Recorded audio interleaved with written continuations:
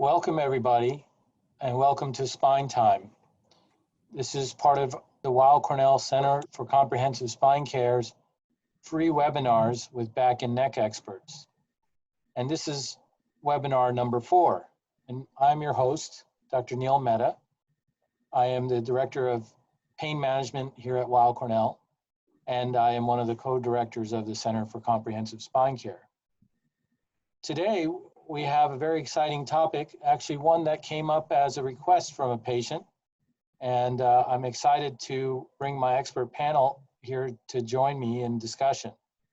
We'll be speaking about Ehlers-Danlos Syndrome. What is it and how is it treated? And we have a full house today. And so we will spend a little time giving some background information. And then we'll start in our question and answer period with some of you that have asked questions ahead of time. A little bit of housekeeping rules. We ask that you keep your mics muted and that if you have questions, you can use the Zoom group chat.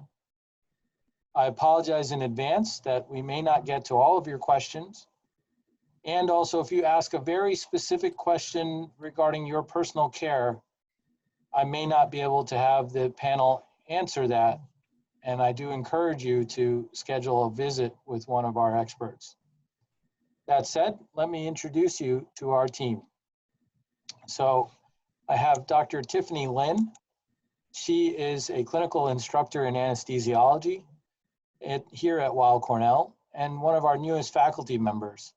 She did her anesthesia training at University of Chicago and then came to Weill Cornell to do further treatment on and specialization in pain management, and has been on faculty with us now for about 1 month. So welcome, Dr. Lin. Thank you. I also have Dr. Norman Marcus, who is a longstanding expert in the role of soft tissue in pain, and one of my mentors as well. He has been working with us at Weill Cornell in treating pain for several years now. But prior to that, he's held several titles, including Director of Pain Management at Montefiore Hospital and also at Lenox Hill Hospital. And that's just a short list of his accomplishments. He has a clinical interest in Ehlers-Danlos Syndrome and has presented with some of the EDS societies. And so we are honored to have Dr. Marcus here in our chat today. So I've already seen the questions have started firing off, and I will get to those, but Dr. Marcus and Dr. Lin would like to share a little bit of background information with you. So with that, Dr. Marcus, please go ahead. Well, Ehlers-Danlos Syndrome is something that's evolving in terms of our understanding. And the subtypes have increased over the years, and now we find 13 clinical subtypes. 12 of them have genetic markers. All of them are manifest by defective metabolism of collagen. So collagen is one of the building blocks of all the organs in our body and a very important part of each organ system. People who have defective collagen may have hypermobile Ehlers-Danlos Syndrome or classical type of Ehlers-Danlos Syndrome, and they would represent 90% of all the EDS cases. So Dr. Marcus, I'm going to stop you right there for a second. That's a lot of information and very important to unpack that a little bit. Maybe you can explain just what is the purpose of collagen? What is it? Well, collagen is part of our connective tissue. It sort of holds everything together. So if you know your tendons, your ligaments, your bones are composed of various elements, and the fibrous elements that, like the stringy parts of the organs, are made of collagen. And the collagen has a certain amount of elasticity, you know, like the band on your undergarment that it's stretchy. And so when we stretch a part of our body, like our muscle, it should come back to its original shape. And when we have defective collagen, it's too stretchy. And so the tissue that keeps the joint together, the ligaments, can be too stretchy, so that we will get floppy joints. And what we use the term subluxation or dislocation of the joints, which can occur when your collagen is too stretchy. And that's what occurs with Ehlers-Danlos syndrome. So when somebody's hypermobile, it essentially is the term that they're stretchy. And Yes. I know you and I have had conversations about how these folks at young ages have very classic life experiences. Maybe you can share some of those patterns that come up when you talk to patients and get their histories. Right. So I believe in the next slide,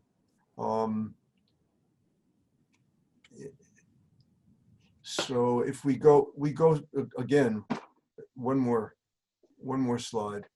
Okay, so we're going to leave it right there. So people who are very flexible can sometimes be very gifted as athletes or dancers.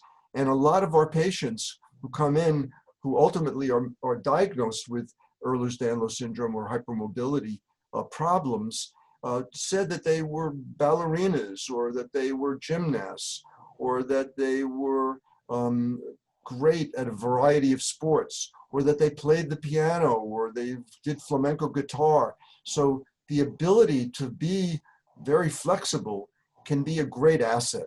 If any of you watch tennis, like Novak Djokovic is one of the great tennis players, he can do a split on the court when he's going for a shot. That's abnormal. That's hypermobility as an asset. But what happens is that when it's a problem, generally 5 or 6 or the age of 7, people talk about rolled ankles or sprained ankles, or problems in their knees, or problems writing, that just grasping the pen is painful. So we start to see that this stretchiness can cause instability in a number of joints in the body. And typically, young children will complain of ankles, knees, and pain in the fingers with doing fine motor skills. The other issues that come up are that we have all of these strange symptoms related to other organ systems that seem to be involved when patients have hypermobility or Ehlers-Danlos. And in the gastrointestinal system, patients complain of constipation quite often, diarrhea, and belly pain, and with a diagnosis of irritable bowel syndrome. In terms of breathing, they have problems taking a deep breath, and sometimes inappropriately diagnosed as asthma when it's really not asthma, but something having to do with mast cell problems, and we'll talk about that in a couple of minutes, and problems with blood pressure and heart rate and sweating, and these are called under the family of autonomic dysfunction, dysautonomias. And quite often there are sensitivities to odors like perfume and cleaning solutions, and many of our patients also complain of central nervous system problems that are presenting as brain fog and fatigue. So it's Dr. Marcus, thank you. I mean, this is really interesting stuff, but it's a lot of problems. I mean, why do they have so many different issues? It's very challenging, and as I said before, that there are genetic markers for most of the Ehlers-Danlos subtypes. But the most common subtype, which is hypermobile Ehlers-Danlos syndrome, there isn't a genetic marker. And we believe that it's polygenic, that there are multiple genes that are abnormal, that have mutated in patients who have hypermobility and have a diagnosis of hypermobile Ehlers-Danlos syndrome. And therefore, the the mixture of these various genes gives us these various presentations. That's one explanation. The other explanation is that collagen is found in every organ system. So we can have presentations involving all of these various organ systems that I just reviewed with you. So if somebody is extremely hypermobile, does that mean that they have EDS by definition? No, it doesn't. The diagnosis of hypermobility is made with a scale that we use called the Baton scale. And I believe that the next slide may have the Baton scale. Yes. So we look for the flexibility of your thumb, and if it can touch your forearm in that position, bending your wrist, that's 1 point. So if you have both sides, right and left, that's 2 points. If you can make your pinky finger go to greater than 90 degrees, the way it is in the diagram, that would be 2 more points. If your elbow extends beyond straight, that beyond 180 degrees, and you can see the angle there, and that would be 2 more points. And your knees as well would be 2 more points if they go beyond straight. And if you can place your palms flat on the floor with your legs straight, that's 1 more point. And that's a total of 9 points. If you have 4 or 5 out of 9, you're considered to have hypermobility. Now, hypermobility all by itself isn't the problem. Like, as we said before, you could be a great flamenco guitarist or a tennis player. But if you have hypermobility and the typical problems with Ehlers-Danlos, like fatigue and various pains, then we say that you have hypermobility spectrum disorder. And in order to then segue into the diagnosis of Ehlers-Danlos syndrome, you need to fulfill a checklist. And on the checklist would be very velvety skin, stretchy skin, scars that are papery thin, hernias, things like that, in addition to findings on an echocardiogram, for example, mitral valve prolapse or dilated aortic root. So if you have 5 out of this checklist that we have, then you move from hypermobility spectrum disorder into hypermobile Ehlers-Danlos syndrome. But essentially they're the same. So you can have the formal diagnosis of Ehlers-Danlos syndrome or just have a hypermobility diagnosis, and you can present with essentially exactly the same kind of presentation. So Dr. Lin, it seems that there's a lot of symptoms. It's a pretty complex problem, but I imagine that these patients may not be aware that all these things are interlinked, and it may not be diagnosed for years, it sounds like. Is that a common issue? Yes, that's very common. A lot of patients with EDS, they can grow up with these various problems like Dr. Marcus talked about, irritable bowel, POTS, which is called positional orthostatic tachycardia, and just generalized fatigue. And they may not know, just because these symptoms seem very separate, that clinicians or they may not pick up on these constellation of symptoms and think about Ehlers-Danlos disease. So a lot of times it takes, decades for people to recognize this syndrome. And so in clinic, we see a lot of patients who come in as 20 or 30 years old, and they give you a history of growing up with these constellation of vague symptoms that no one ever know, what they are or what they're caused by. And it fits the description of Ehlers-Danlos syndrome like perfectly. So it is common for us to pick that up like later in life. Great. Well, thank you for that. I want to make sure you've put together some really interesting slides, so I want to make sure we get through those. I know we jumped a little bit. So I'm going back. So we got through this, in here. Okay, well, We also have been getting some great questions coming through. And one of them came up about how do you treat the different levels of EDS?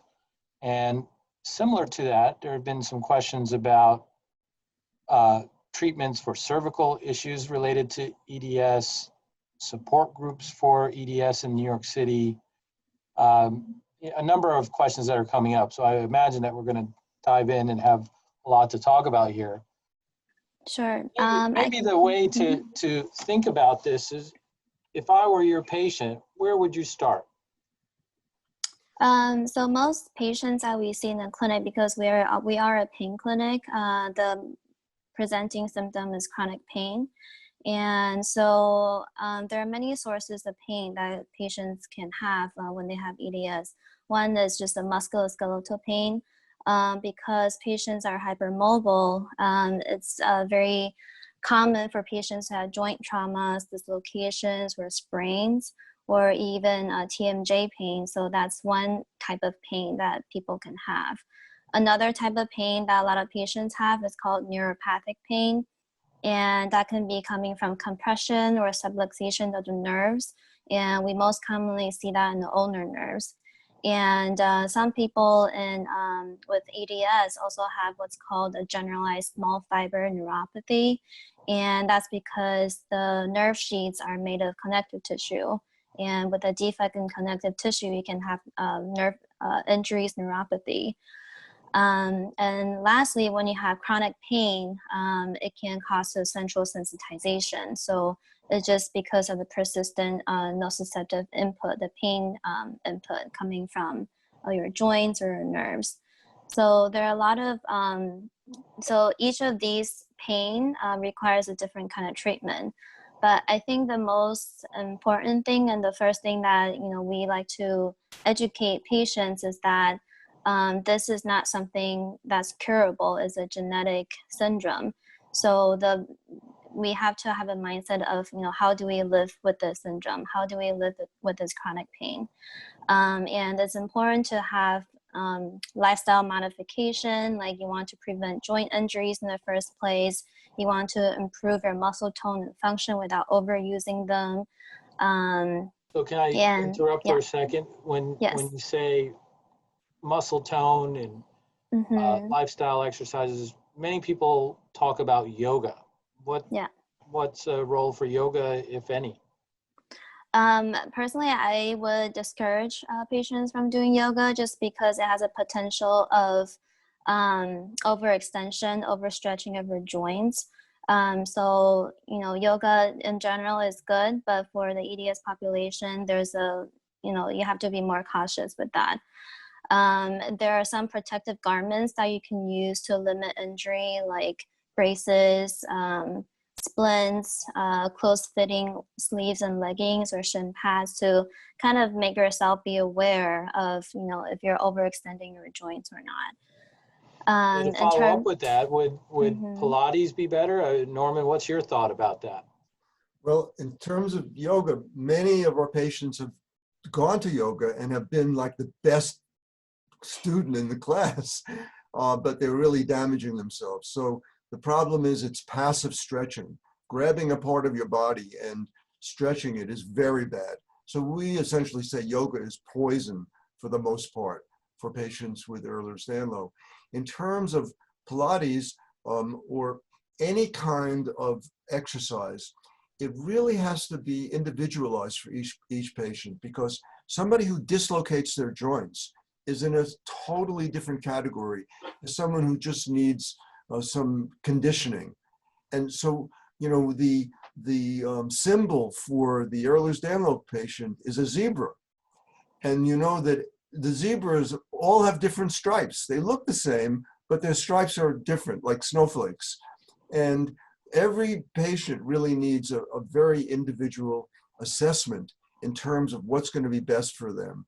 Many patients have gone to physical therapy and actually complained that they got worse, because if you do strengthening without awareness of the instability of the various joints and the need to build up muscle bulk around an unstable joint, that's very, very important. And it needs to be done gently and slowly. But it's a major aspect of the treatment approaches, as Tiffany said. Yeah, we've had some feedback from patients in the chat talking about some things that they've done. And, you know, what about physical therapy? What do you guide your patients when you recommend physical therapy? And what do you tell your therapist in terms of focus? Well, once again, it depends on that particular patient. So if there's instability, then they have to be very cautious in terms of working on those various joints that tend to dislocate and sublux. It would be good if the physical therapist had experience with hypermobility. That would help a lot. So I would be very selective in how I would choose. And then a good physical therapist who's worked with patients with hypermobility before can be a very important. Have you found resources out there that can help identify that? I know people have talked about Facebook groups and support groups. Have you found those useful to guide patients to specific therapists? Yes, I think the chat rooms sometimes will have personal experiences about working with this physical therapist or working with that physician, and, you know, sort of learning through the grapevine who people have had positive experiences with. And unfortunately, we don't really have a center with all the various disciplines that would really be excellent for an Ehlers-Danlos center. So we need to choose one at a time. And so if if people in the audience know good physical therapists, they should share it with their fellow hypermobile patients, and just in the same way as they've had good experiences with physicians, to share that as well. And thank you to those in the chat that are doing so. That's very kind of you. I'd like to shift gears in terms of treatment. What supplements / medications would you recommend? And maybe we start with you, Tiffany, and then move to Norman. Sure. So for mild to moderate pain, I think Tylenol and NSAIDs is very good as anti-inflammatories. For patients who have chronic pain and they're hyper, they have like a central sensitization or hyper nociceptive inputs, then neuropathic agents like gabapentin or Cymbalta, they're great supplements, adjuncts that you can use to kind of calm, like, generally the nerves down. Muscle relaxants sometimes can be helpful for those with very hyperactive muscles, but at the same time, you know, there's problem with laxicity, and so some people say that muscle relaxants may not be as good, so it kind of depends on the individual. And in our pain clinic, we have been using low-dose naltrexone with good success. And basically, this medication kind of modifies your endogenous opioid system to kind of help with overall pain symptoms. So these are the medications that we generally use. I'm not as familiar with the supplements. Dr. Marcus, do you know? Right. So there are a variety of supplements that have been used, like quercetin and luteolin, which are plant products, and they're phenols, and they're used by a lot of patients. When Tiffany mentioned the low-dose naltrexone, that's very important in a couple of ways. It seems to quiet microglia, which are cells in the nervous system that get stimulated when you have a lot of pain, and they produce chemicals that make your pain worse and give you a bad mood, like feeling like you don't want to socialize and you're tired. And the low-dose naltrexone can counter that. The low-dose naltrexone also can suppress mast cells. And one of the very interesting things that we find in about 80% of our patients have what's called mast cell activation syndrome, which isn't the same as systemic mastocytosis, which is where you have too many mast cells, but the mast cells that you have, a normal number, but they're on overdrive. And they're I'm gonna stop you there for a second to take it down a couple of notches scientifically and just explain what is a mast cell, what is its purpose, and why, you know, in terms of why, what is it, the problem here? So mast cells are primitive inflammatory cells. And so they get involved whenever the body feels it's damaged. And it turns out that patients who have Ehlers-Danlos syndrome have overactive mast cells many times. So in our experience in my office, and I know it at Cornell, when we see patients, that they're very often complaining of phenomena like hives and blotchy red skin, and very sensitive to the cold, that their fingers get numb and pale, and the problems with the GI tract and the problems in breathing. All of this can be associated with hyperactive mast cells. And we can suppress the product of the mast cell, which is predominantly histamine, but there are other chemicals that are produced by the mast cell and can wreak havoc in terms of your comfort level. So we use a lot of antihistamines, various types of antihistamines, H1 blockers, which are like Zyrtec and Claritin and Allegra, and H2 blockers like Pepcid or famotidine.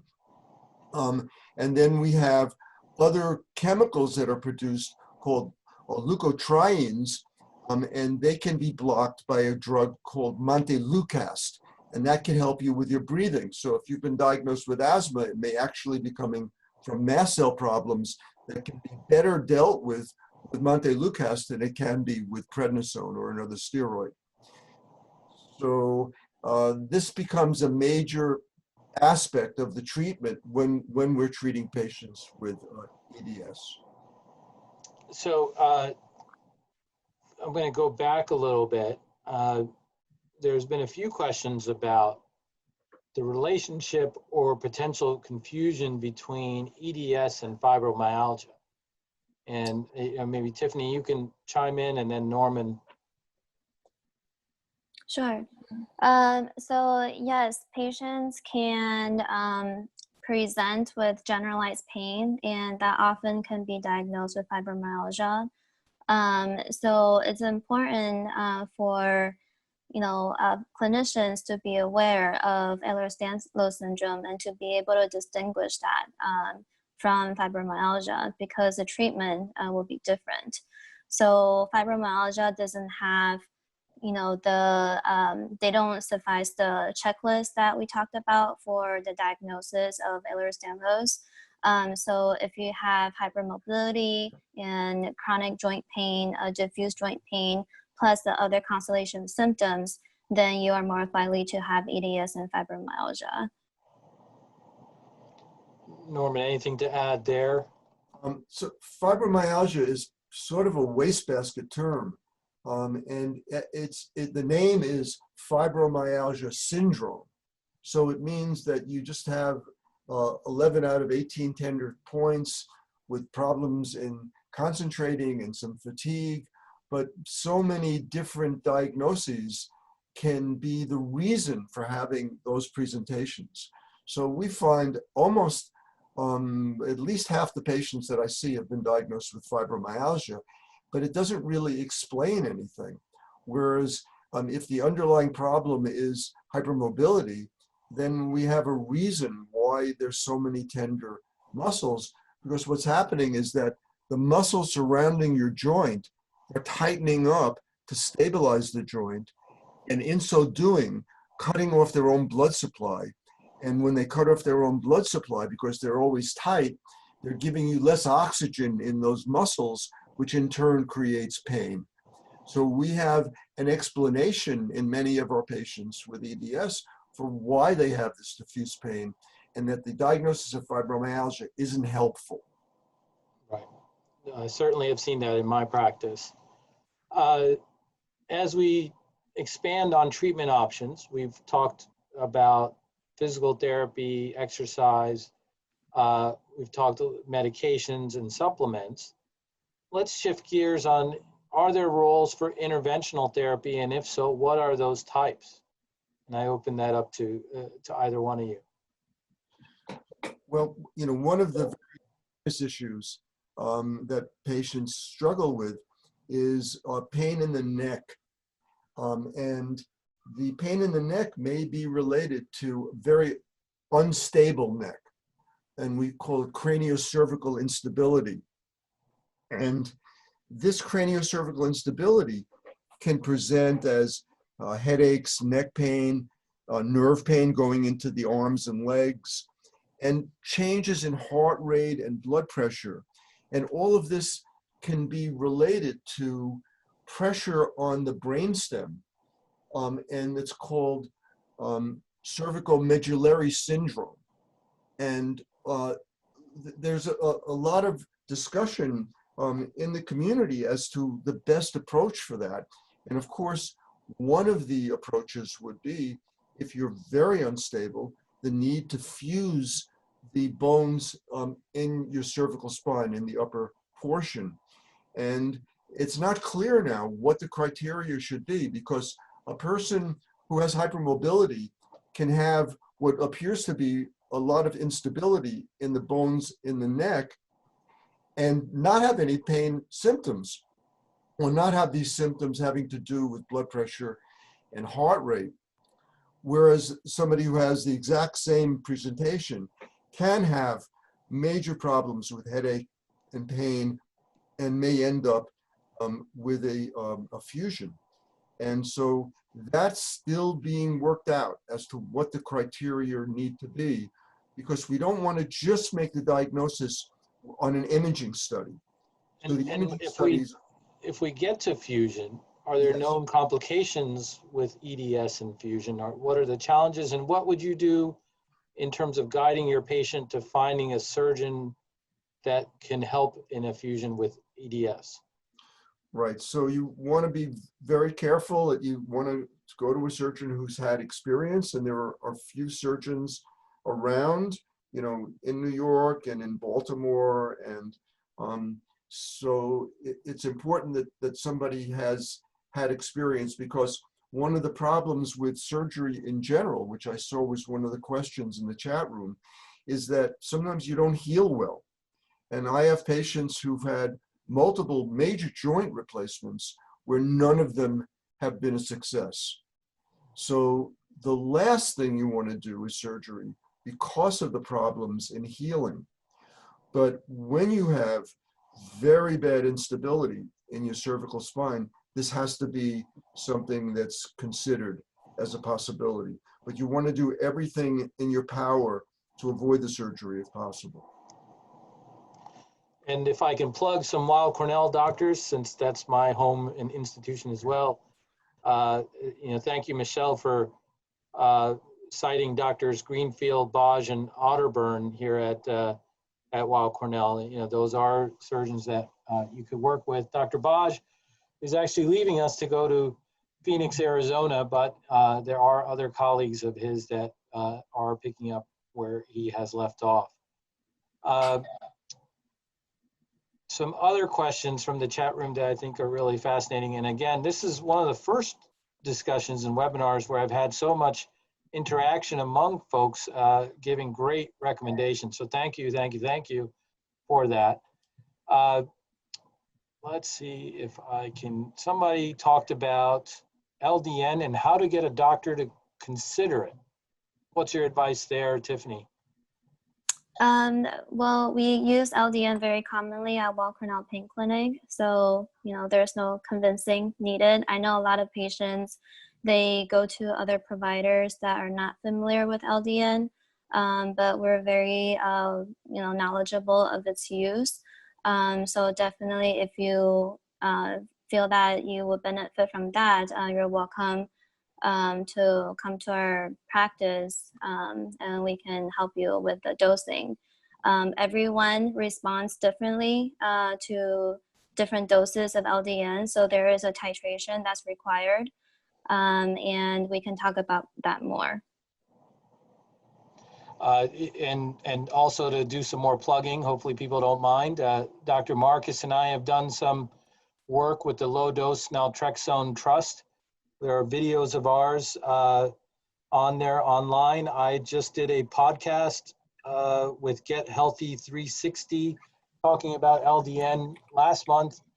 And also we have a podcast coming out on LDN coming out in the next month or so through Weill Cornell. So definitely information to review there. Man, you guys are typing faster than I can talk. Let's see here. There is a connection between EDS and mast cell activation syndrome, as you've alluded to. Dr. Marcus, any opinion on Weill syndrome? So, Weill syndrome is a genetic mutation from the gene NOD2, and it's an autoinflammatory problem. It's related somewhat to Blau syndrome. And so, our patients, present with these mast cell issues, and they may be someone who's very unusual and like a Weill syndrome. There are various anti-rheumatic kinds of medications that we can use for Weill syndrome, but it's quite rare, and it's one of the things that we have in our differential diagnosis. So there was a great question that came up earlier about life expectancy and how things evolve over time at, say, age 30, age 70. What can one expect with this condition? So for hypermobile Ehlers-Danlos syndrome, it's normal life expectancy.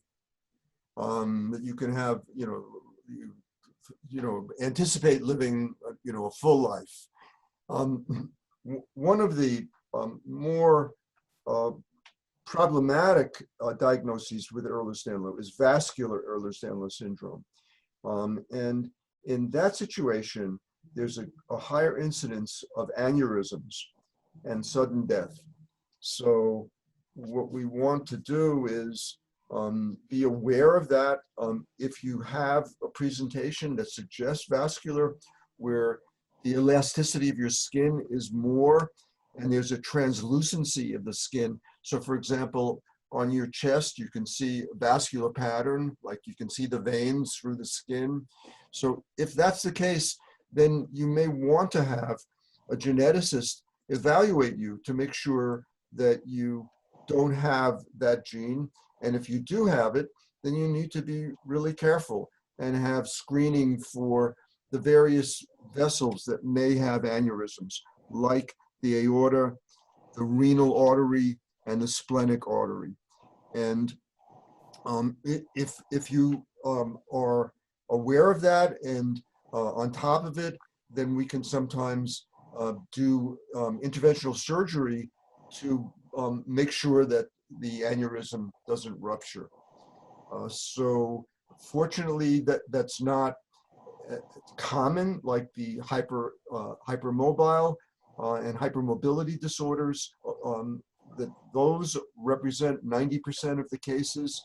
However, you have to be aware that the vascular, may be what your diagnosis is, and need to rule that out. In terms of having pregnancy with vascular, it's a problem, and you need to go to an obstetrician gynecologist who has knowledge and who's interested in EDS, because that requires some special considerations in the course of the pregnancy. However, many patients with Ehlers-Danlos syndrome have normal pregnancies and no problems in their pregnancy. Great. Well, we're approaching the end of our time, and I'm sure we could spend hours more on this fascinating discussion. Maybe some parting thoughts that you'd like to share if a patient were coming to you and how you would guide them through their first visit and what to expect with ongoing treatment. Where do you take them? And I start with you, Tiffany. So I think the most important thing is to prevent the onset itself to begin with. So how to kind of go about life, be more cognizant of your emotions or activities. You know, once you have pain, sometimes it can be hard to get rid of it. So the most important thing is to prevent it in the first place. And once you have pain, then, you know, we're here to help you in terms of preventing the deterioration and the persistence of chronic pain. And also just some education about lifestyle modifications. It's important to optimize the rest of your medical conditions because, like we talked about, EDS can be manifested in many organ systems. And just improving your overall health and fatigue and overall symptoms, that can really help, you know, your energy and how you feel overall. Dr. Marcus, some parting thoughts on how you guide patients? Right. So most patients have suffered quite a bit, and sometimes needlessly, because the average time to diagnosis is 15 years. And hopefully people on this call haven't been suffering that long, but it wouldn't be uncommon if that were the case. So just to know that a lot of what you've been going through has a solution. I mean, you have a genetic disorder, but there are many things that can be done to treat you successfully so that you can have, you know, a reasonable, comfortable life. And understanding that the problems are presenting in all of these various parts of your body, it's important that you don't have 14 different doctors doing all of these different things, but you need to have what we call Acham's razor, that if you have a lot of different symptoms, it's probably related more to one explanation than to 14 different explanations. And so many of my patients have been given multiple diagnoses that really all of them went back to the primary diagnosis of Ehlers-Danlos Syndrome and its manifestation in all of these different organ systems. So I would say, you know, go to a place that understands Ehlers-Danlos Syndrome, and that if you do need some specialty, that they will hook you up with a physician who's knowledgeable about the presence of Ehlers-Danlos Syndrome. And it's really important that anyone that you see has to recognize that Ehlers-Danlos Syndrome is probably more common than we've believed, and that it can manifest in a lot of different ways. Great. In terms of contact for Dr. Lin and myself, the number is 646-962-7246. And for Dr. Marcus, it is, I know I have this memorized, 212-532-7999. Yes. Hey, what do you know? So I will put these in the chat. I think last parting thought, where does the future hold? And a couple of questions that came up on genetics. Does 23andMe have any role? Does CRISPR, gene therapy, where do you see? 23andMe doesn't. That if you're really considering that you may have classical or vascular type, then you should see a geneticist and have these tests done. I saw in one of the comments about tenacin X. So tenacin X is not collagen gene, but tenacin gene. And that is called classical-like EDS. So you look like a classical EDS, but your problem isn't the collagen, it's tenacin. The future is going to be that we're going to have an understanding of how nutrition is important, because there are a number of diets out there that are being touted as ways to address the collagen difficulty, but we don't really have any good direction yet as to what is a good diet that's going to help a lot of people.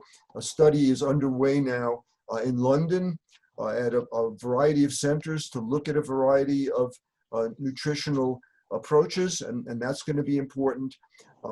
I think that the whole area of genetics is so important, and we're understanding so much, but there's so much more that needs to be understood. For example, that there are multiple genes that are causing the most common type of EDS, which is hypermobile EDS, so that even finding one or two genes may not be the answer, and how to modify those genes, I suppose at some point in the future is going to be an approach, but right now it's not something that's on the horizon. Great. Thank you all for joining us. We do offer telemedicine visits. Also, these webinars are recorded. Hopefully you saw the link in your invite for the webinar today.